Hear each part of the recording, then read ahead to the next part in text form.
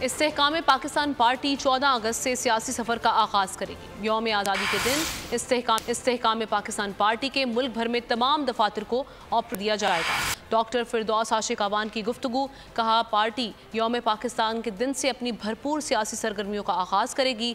घुटन ज़दा सियासी माहौल के अंदर इस्तेहकाम पाकिस्तान पार्टी का वजूद ताज़ा हवा का झोंका बनने जा रहा है। जामियात में चलता गोरख धंधा,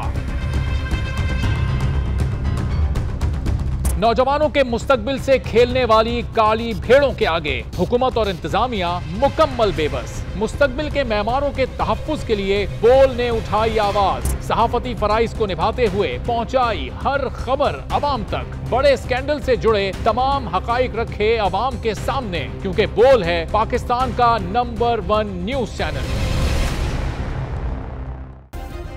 सब्सक्राइब करें और बेल दबाएं ताकि कोई खबर रह न जाए।